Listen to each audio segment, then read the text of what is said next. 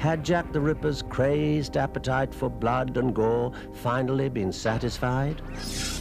The only way he would ever leave the intensive care unit alive was by re-entering his physical self. A mother who reunited her children against all odds. They claim that during their encounter, a supreme being took them on a life review. His reign consisted of the worst crimes ever committed in the history of the world.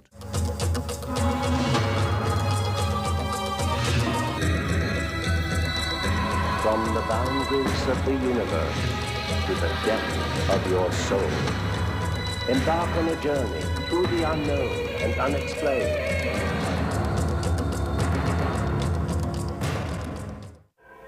Hello and welcome. This is Patrick McNee. Tonight, we'll investigate modern-day mysteries and revisit those legendary ones of the past. Our first story certainly qualifies for the latter, as we follow the blood-curdling trail of London's most notorious serial killer. Over a century later, the spine-chilling memories of this mysterious madman live on.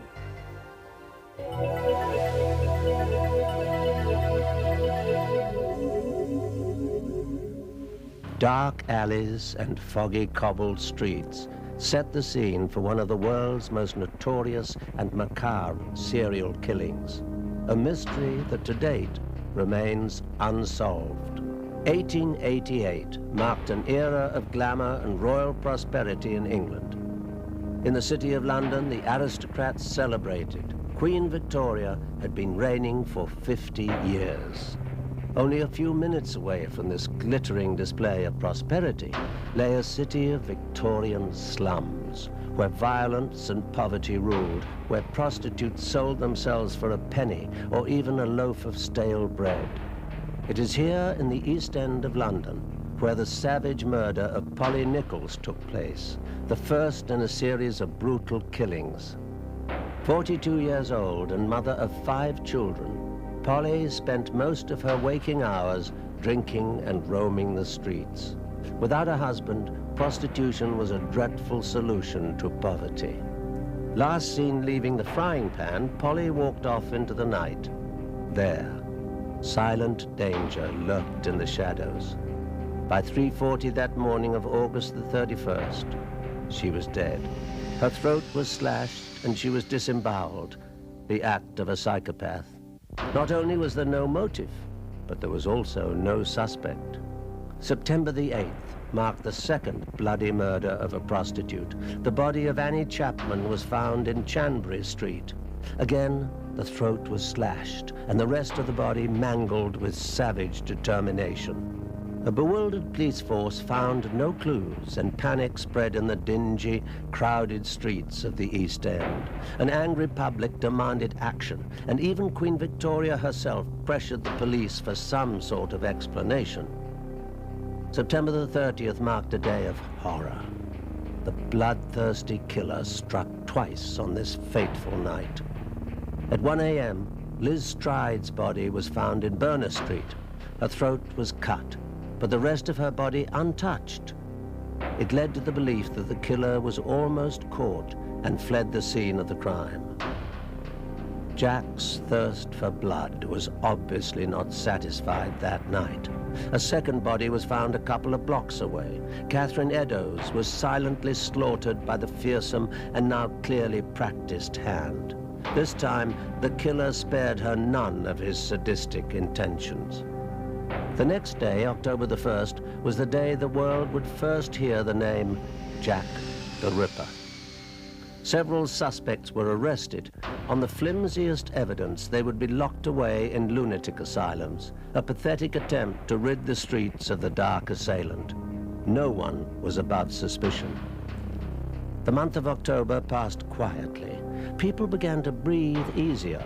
Had Jack the Ripper's crazed appetite for blood and gore finally been satisfied? Sadly, not. On November the 9th, Jack would strike for the 5th and final time. At 13 Miller's Court, the savage remains of Mary Jane Kelly were discovered, a young, pretty girl who was led astray by the East End life of alcohol and prostitution. This frenzied yet clinical assault was the most brutal of them all and shocked even the most hardened criminologist. Mary Kelly was skinned and slain behind closed doors. Little remained of her body. The police never found her heart. One thing was clear. While indulging in his sordid fantasies, the killer had an uncanny knowledge of dissecting the human anatomy. Jack the Ripper had an extensive medical background. After the fifth killing, Jack the Ripper silently crept back into the shadows from where he emerged.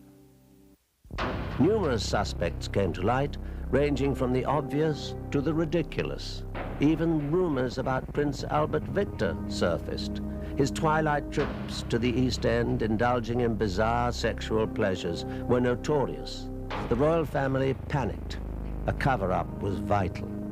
Montague Druitt, a well-educated gentleman, but with a disturbing background, was used as a scapegoat to bury what could have been a sensational royal scandal.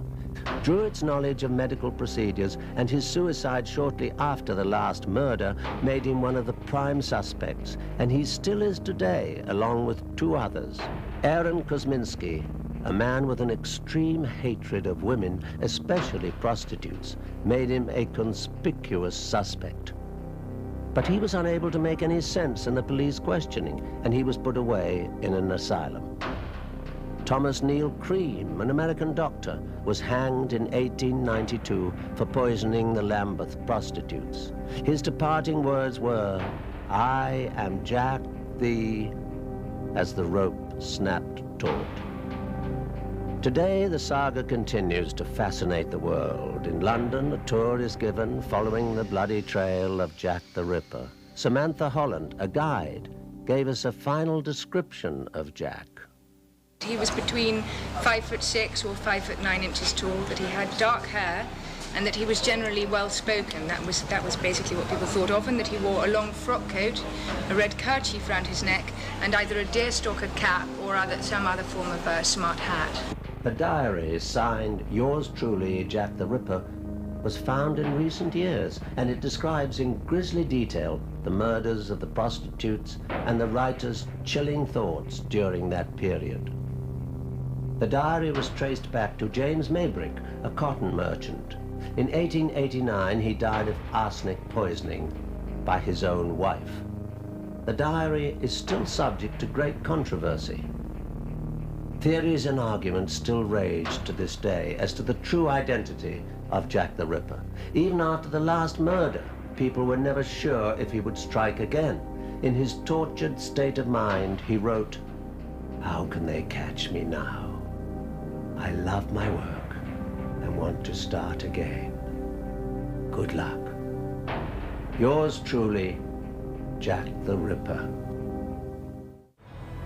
When you reach a certain level of fame and fortune, the notoriety can create a false sense of immortality. Such was the case in our next story. This television star was riding that wave of fame when suddenly his immortality was put to the test. The result, however, awakened a deeper presence in his life.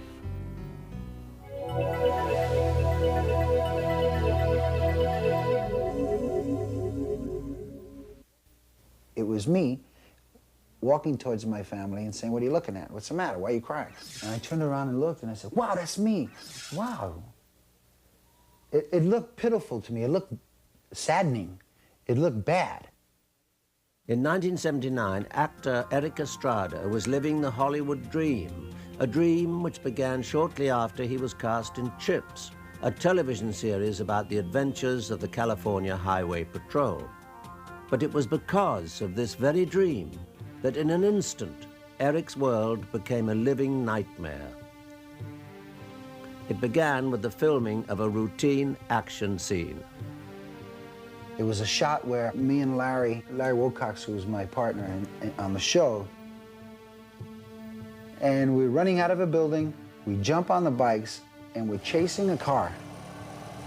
But then something went terribly wrong.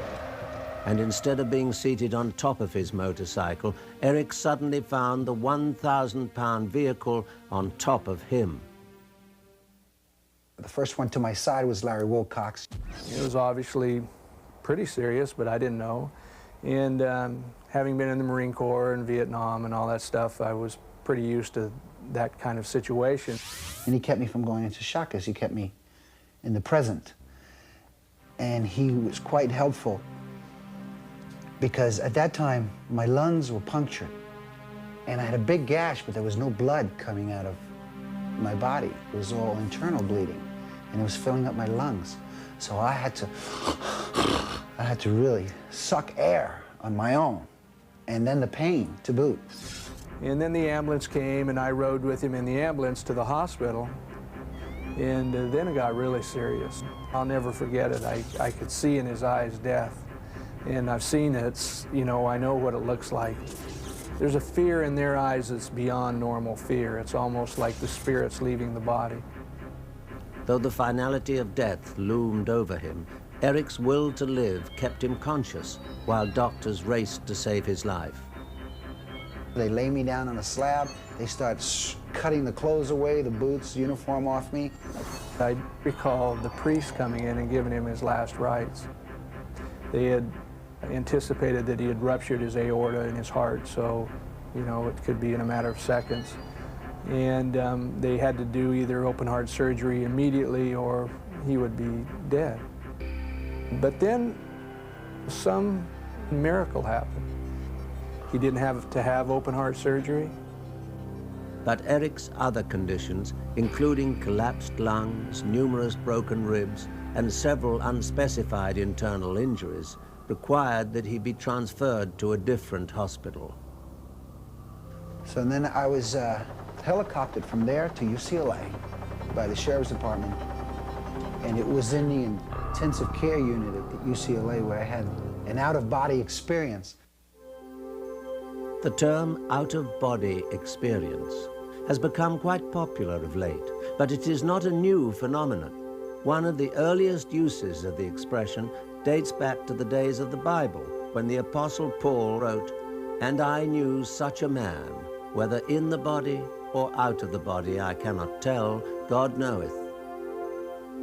The belief in a soul or spirit existing within the confines of our physical bodies is common in cultures throughout the world. But less common is the notion that this aspect of our being is in fact a conscious entity which is able to wholly separate itself from the physical body and venture out on its own. In Burma, the withdrawal of this life force is likened to that of a butterfly leaving a cocoon. The Azande tribe in Africa believe the separation of body and soul occurs every single night as one sleeps. It has been reported that the separation can be 2 inches or 2,000 miles or more. But there are limits to what one's spirit entity can do. It cannot be seen by those in the physical realm. Eric explains. I was lying in bed in intensive care, and there at the foot of my bed were 4 people that I knew. A friend of mine from New York, my dad, who was in a wheelchair, he's always been in a wheelchair, my mother, and a friend of the family who was dating my mother. And they were looking at me, but they had really sad faces on, and my mother was crying. So I got out of the bed and walked towards them. And I was maybe 3, 4 inches away, 5 inches away from them. And they didn't see me. They just kept looking, like looking through me. They were looking past me. And I turned around and I saw what they were looking at. Eric's spirit was no longer in his body. Shocked at the eerie sight, Eric instinctually understood that the only way he would ever leave the intensive care unit alive was by re-entering his physical self. I think what it did for me at the moment was I didn't like what I saw. I didn't like seeing myself like that. And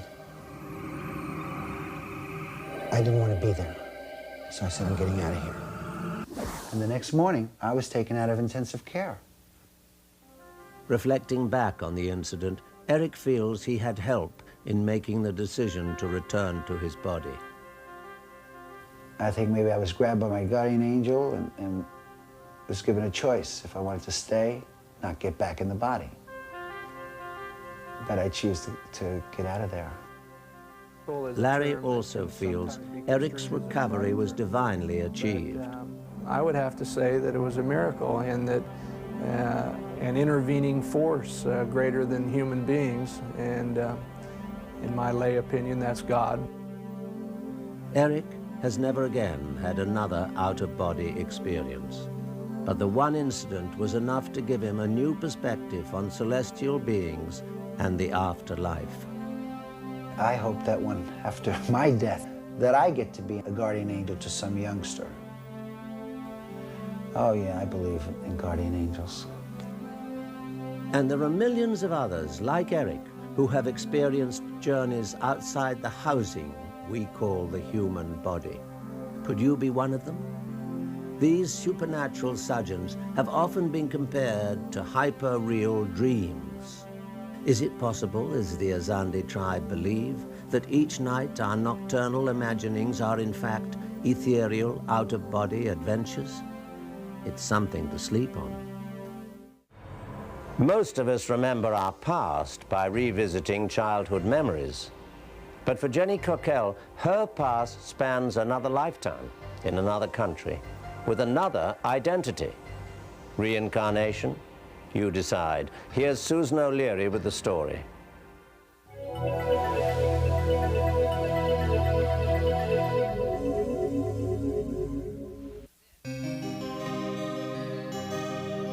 In a Dublin hospital, Ireland, a young woman lay dying, alone and terrified of what should become of her 8 children.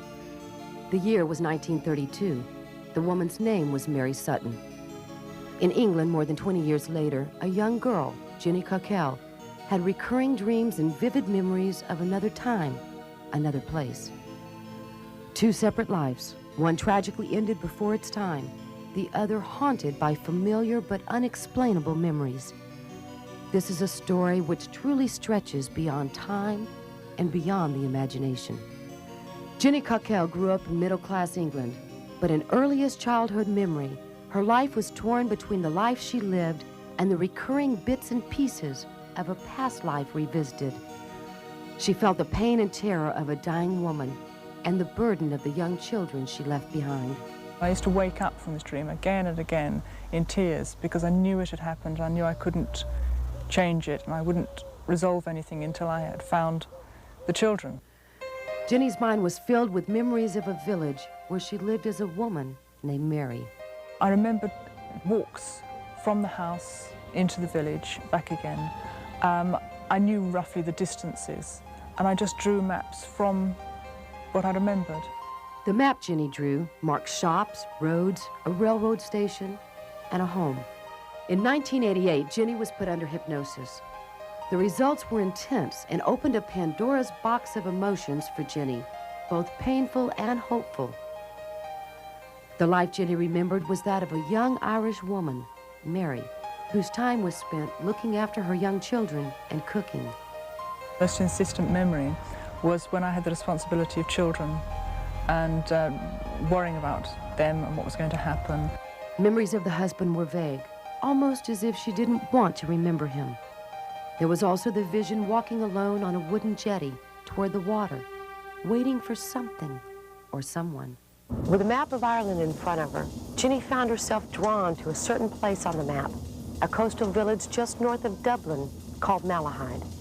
It was essential then to just go to Malahide, go to the village, and do what I could to try and trace the family. Once in Malahide, Jenny made an incredible discovery. The map she had drawn as a child matched that of Malahide, the first proof on the road to discovery. A farmer in the area remembered the family which fit Jenny's description. Their last name was Sutton. A priest in Dublin traced 6 of the Sutton children, most of them born in the 1920s. The possibility of them still being alive today remained Jenny's only hope. Jenny's recount of Mary's death was vivid and uncanny. I just remembered the hospital room in considerable detail and leaving the body and my husband coming to the side of the bed and knowing that I was leaving the children behind. Then a death register was found. On October 24, 1932, Mary Sutton died in Dublin's Rotunda Hospital of gangrene, pneumonia, and toxemia. The most important question still remained. What happened to the Sutton children after the death of their mother? In her research, Ginny found 5 of the 8 children were still alive. One of them had been adopted, and the girls and boys anyway had been sent to different orphanages and had lost contact with each other. Sonny is the oldest. He was 13 years old when his mother died. The first time he spoke to Ginny was over the telephone. Jenny had that same gentle, soft voice that my mother had. I got up and I sat down on the chair beside my wife, and it must have been about maybe 2-3 minutes, and I never said a word. And my wife turned around to me and she says, "What's wrong with you? You look like a ghost."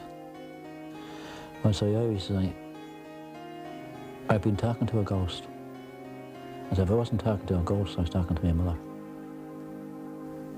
Eventually, Ginny and Sonny met face to face. If you do that with your hand across my mother's nose and Ginny's nose, the resemblance is in her eyes. Sonny's memories of his childhood were exactly as Ginny described her life as Mary. The things that she told me, nobody else would know. Even my younger brothers didn't know. I did, but my younger brothers didn't. He listened and he sort of just looked at me for a moment. He said, "But you couldn't possibly have known that. How could you have known that? We didn't tell anybody." The story behind the Sutton family was a sad one of suffering and relentless abuse. It soon became clear why Mary was terrified of dying and leaving her children behind. My father was an alcoholic. He was a drunkard, and he used to beat my mother up, and he used to beat the children up. Shortly after giving birth to the 8th child, Mary died. The baby, however, lived. 4 to 5 months after my mother died, the family was split up. Sonny couldn't forget his baby sister. 61 years, and I never seen that child, and I never knew where she was or anything about her. And that baby was Betty. Betty grew up unaware she even had brothers and sisters. In 1993, 60 years later, there was a reunion. Finally, the brothers and sisters were together again after so many years of separation. For Ginny, seeing the children together, her joy was tremendous. I always figured that it was my mother trying to get the family back together again. This need just to make sure the family were all right. I didn't expect them to accept my story. I didn't really know even if it was the right thing to tell them. But Ginny did tell them. I'm a Roman Catholic, love. We don't believe in reincarnation. Well, we're taught not to. But now I do. They all went to Malahide, the village where the story began. For the Sutton children, Ginny's story became a chilling reality. She was able to find the house, she was able to find it, and she knew the road, and she was able to find, she knew where they used to go up, the road they used to go up to an aunt. And she knew the church they went to and everything. Today, only the ruins can be found of what was once the dwelling of the Sutton family, but the memories remain. She knew kind of that Christy was the devil of the family, you know, and he still is. And Frank was the real quiet one, and he still is.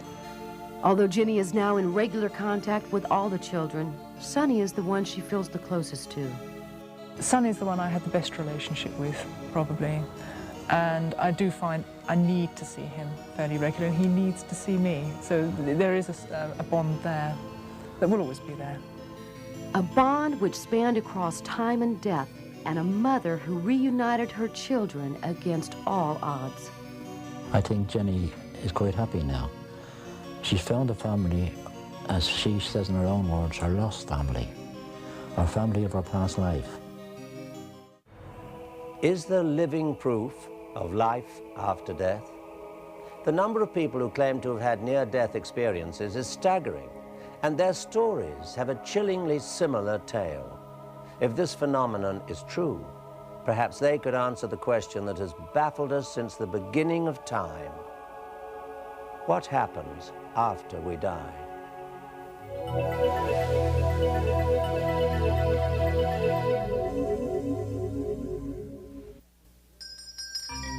Well, 100 years ago, because our science at that time was so imperfect, they made coffins with little bells and other types of instruments.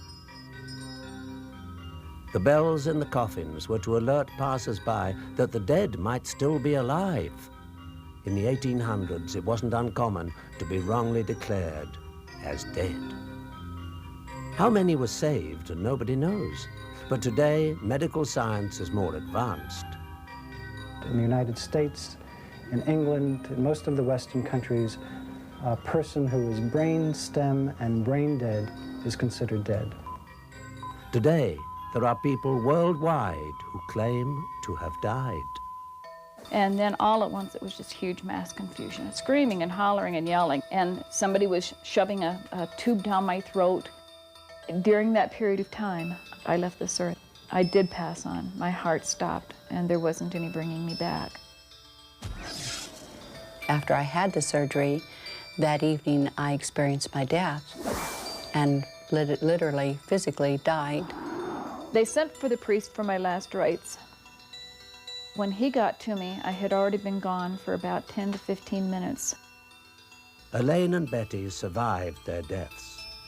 But the miracle wasn't their second chance at living, as much as it was the fantastic stories they returned with. Accounts of voyages to a world beyond this realm. My spirit came up out of my body and rose to the ceiling, and I could see my physical self lying on the bed. And as I rose upward, I found myself in a dense, foggy area. In the distance, I saw what would be like a bright star. When I looked back at the light, then when the light was close enough to me that I could see within it the formation of a man. Then there was a heavenly host that surrounded all of us as I stood there.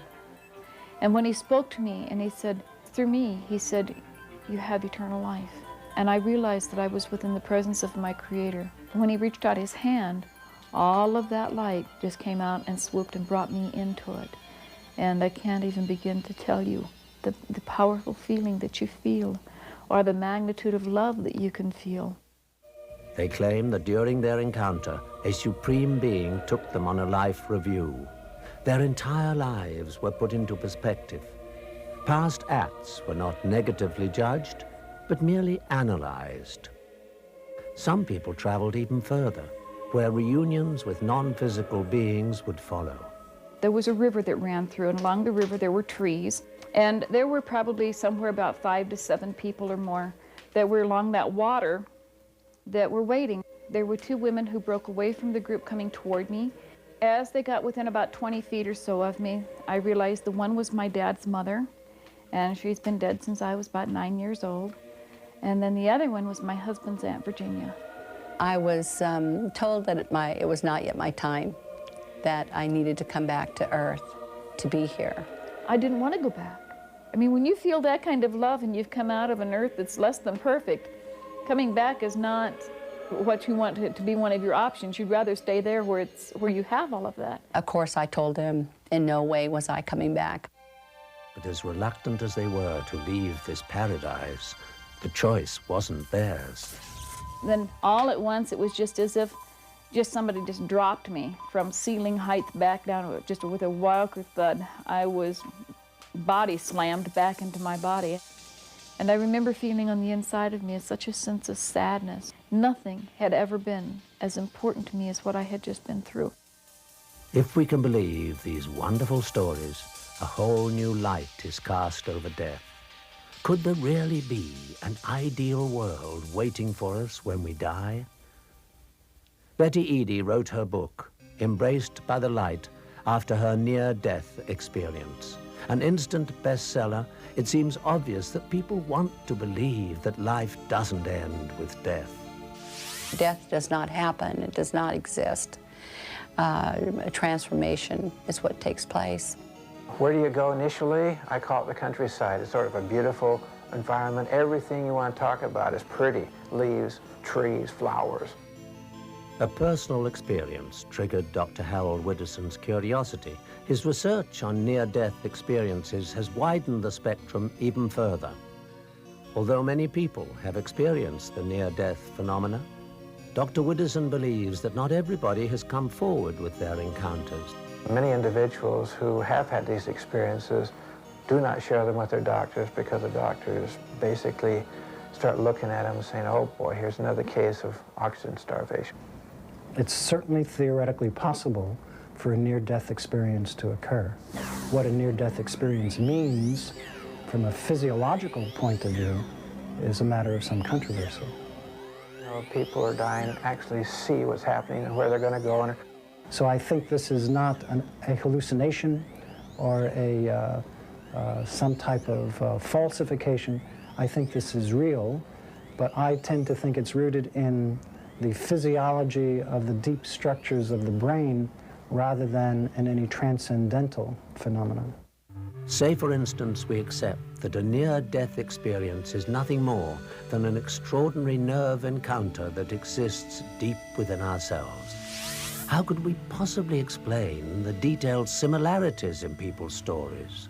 And one fascinating thing is you go across cultures, you go across time, age categories from the very, very young to very elderly, and they all have the same experience. Like the tunnel, the bright light, these are all very phrases that are commonly used. Most people seem to see a being emanating light. The person that meets and greets them may vary depending upon their religious belief system. But not all people who've had near-death experiences had a glimpse of paradise.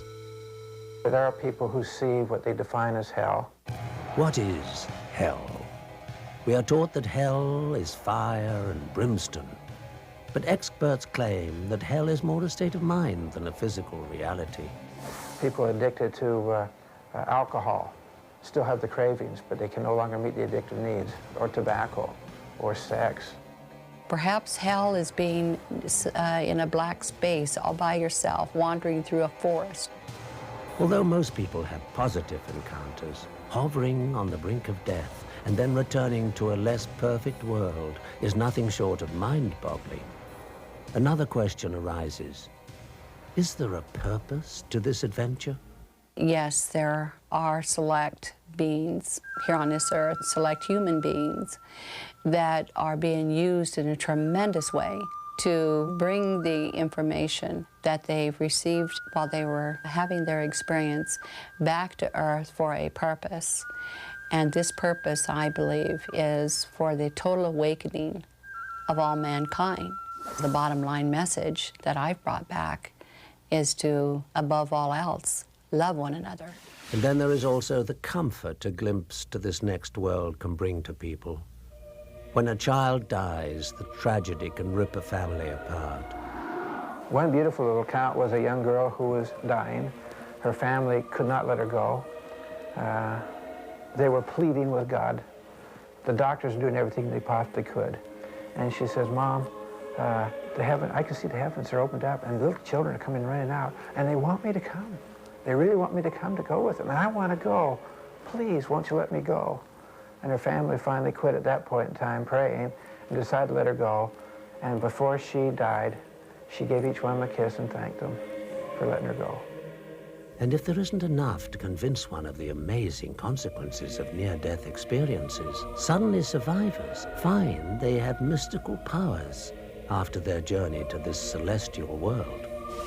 We have problems with things like batteries and lights and anything else that holds any kind of electricity, because we have a tendency to draw that energy right out of that thing, whatever it is, including human beings. Even healing powers and psychic abilities are not uncommon among these people. It is tempting to think that near-death experiences can prove the existence of an afterlife, or even provide us with clues about what the next phase of our existence is going to be. We actually have always existed and will continue to exist throughout all eternities. But the end to our life on Earth remains a mystery. The only thing we know for sure is that death is inevitable. Maybe we should learn to see it as an adventure. And who better to teach us than the people who've had a sneak preview?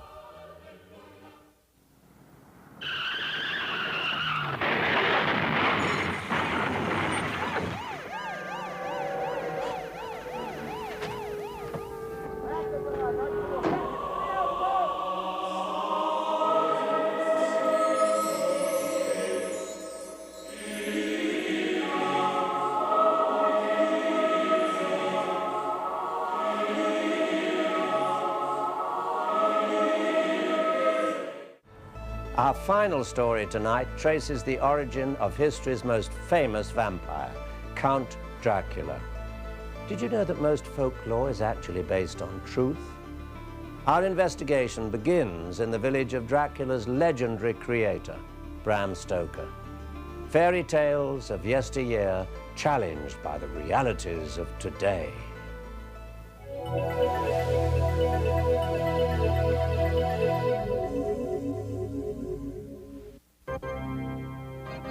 A creature veiled in darkness, a legend who drinks the blood of the living and who vanishes before the first light of day. Count Dracula, outrageously elegant and utterly dangerous. An aura of death, laced with grace and a peculiar beauty, surrounds vampires. They repulse us and at the same time draw us like moths to a flickering flame. Our first visual encounter with a vampire was in the 1922 silent film Nosferatu. Filling us with dread and pity, this vampire inspired many future filmmakers to create the ultimate Prince of Darkness. Bram Stoker's Gothic novel, Dracula, gave birth to this noble vampire. Stoker's inspiration to write Dracula is almost as mysterious as the bloodthirsty hero himself. One night in 1890, Stoker woke from a terrible dream, and it is after this dream that he felt compelled to write the novel. We visited Whitby, a charming old-fashioned little town in England. It is here where Stoker stayed during his creation of Count Dracula, intertwining the myths of vampires from the Middle Ages and the Gothic features of Whitby into his book.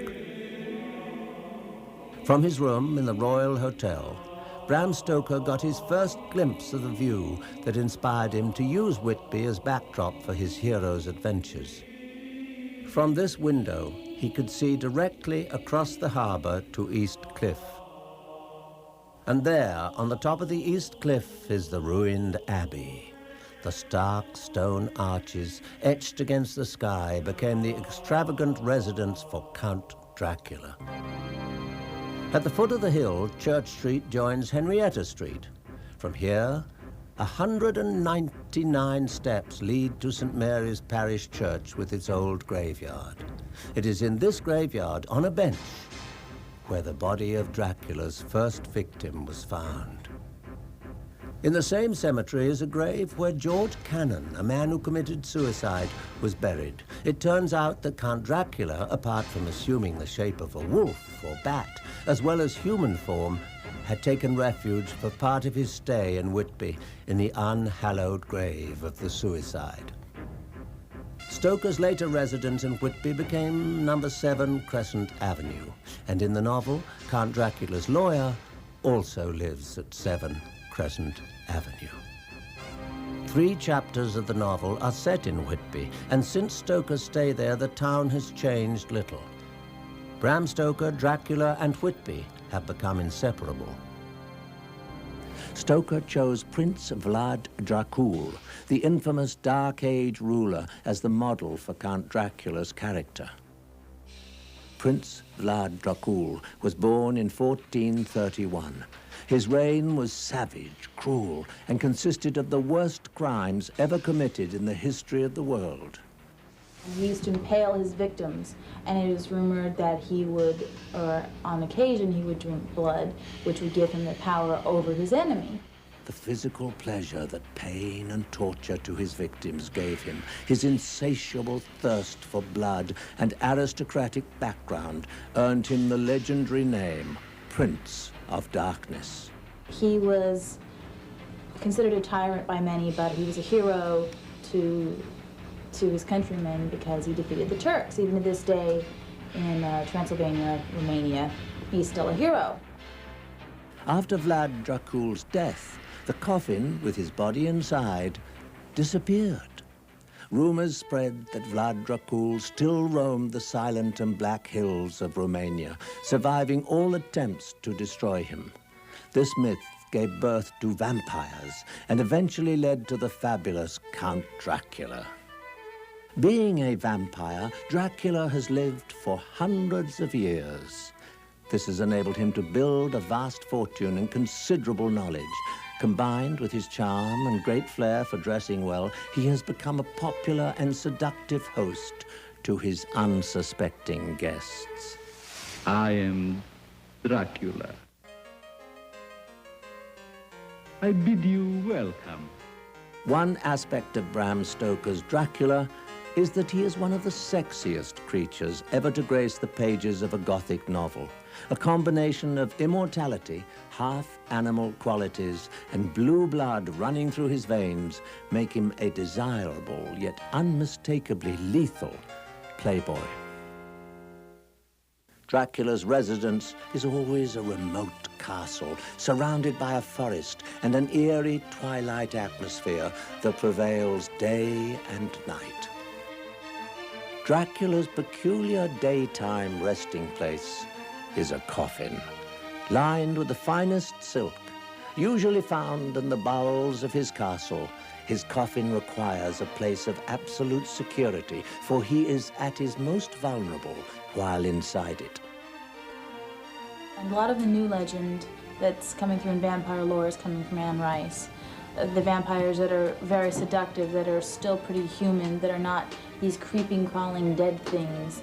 The love, the sex, the drama. After 10 days of stay in Whitby, Count Dracula decides to leave. 50 coffins are the strange cargo on the train that departs from Whitby that afternoon. In one of those coffins, Dracula.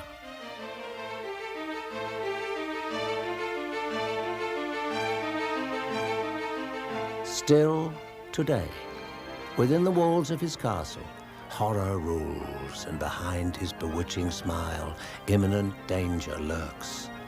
But beneath this cloud of evil, a certain sadness surrounds him, trapped in the body of death, with a strange desire for affection.